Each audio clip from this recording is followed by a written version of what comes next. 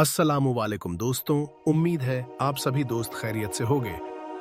आज हम आपको एक ऐसी शख्सियत की कहानी सुनाने जा रहे हैं जिसकी आवाज में जब फैसला होता था तो जमीन और आसमान ठहर जाते थे, और जब वो रो देते थे तो दिलों में दर्द और रहमत के दरवाजे खुल जाते थे। ये वही हैं जिन्हें उम्मत ने फरूक कहा, यानी हक और बातिल के बीच फर्क करने वाले हजरत उमर इब्न खत्ताब रजी अल्लाहु अन्हु। पहला मंजर इस्लाम कबूल करने का वक़्त मक्का के वो दिन थे जब नबी की दावत को सुनने वाले तो बहुत थे लेकिन मानने वाले बहुत कम। उसी दौर में एक शख्स था जो इस्लाम का सबसे बड़ा दुश्मन माना जाता था, उमर बिन खत्ताब। ऊंचा कद, तेज निगाहें और लोहे जैसा इरादा। वो नबी का नाम सुनते ही गुस्से में भर जाते और ठान चुके थे कि इस नई दावत को हमेशा के लिए खत्म कर देंगे। एक दिन तलवार उठाई और चल पड़े। इरादा सिर्फ एक था, मोहम्मद को खत्म कर दूं। लेकिन रास्ते में किसी ने कहा, पहले अपनी बहन के घर जाओ, वो और उसका शौहर दोनों मुसलमान हो चुके हैं। यह सुनकर उमर गुस्से में जल उठे और सीधे बहन के घर पहुंचे। दरवाजा खोला, अंदर कुरान की तिलावत हो रही थी। उमर अंदर घुसे, गुस्से में कांप रहे थे, लेकिन जब बहन के हाथों में कुरान देखा तो दिल में कुछ बदल गया। वो आवाज, वो लफ्ज, वो नूर दिल को चीर गया। गुस्सा ठंडा पड़ा और दिल में एक सुकून उतर आया। उन्होंने कहा, मुझे भी वो कलाम सुनाओ। कुरान की आयतें पढ़ी गईं और उमर का दिल पिघल गया। वो घर से निकले तो तलवार हाथ में थी, मगर इस बार इरादा कुछ और था। वो दौड़े रसूलुल्लाह के पास और कहा, मैं गवाही देता हूं कि अल्लाह के सिवा कोई माबूद नहीं और मोहम्मद उसके रसूल हैं। और इस तरह उमर बिन खत्ताब मुसलमान बन गए। जब खिलाफत उनके सिर आई तो उन्होंने कहा, अगर समाज की नींव कमजोर होगी तो दीन भी कमजोर रहेगा।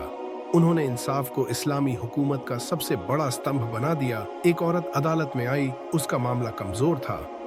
काजी ने कहा, इसका कोई गवाह नहीं। लेकिन उमर बोले, अगर गवाह नहीं तो हमारी जिम्मेदारी और बढ़ जाती है। इंसाफ हर हाल में होना चाहिए। उन्होंने उस औरत की मदद का हुक्म दिया और उसके लिए बैतुल माल से हक़ दिलवाया। उनका यह अंदाज लोगों के दिलों में डर नहीं बल्कि उम्मीद पैदा करता था। तीसरा मंजर अल्लाह का डर और नरमी। रात के सन्नाटे में उमर को अक्सर रोते देखा गया। वो कहते, मैं उन आंसुओं से डरता हूं जो कयामत के दिन काम नहीं आएंगे। उनके दिल में अल्लाह का ऐसा डर था कि वो अपनी ताकत को रहमत में बदल देते थे।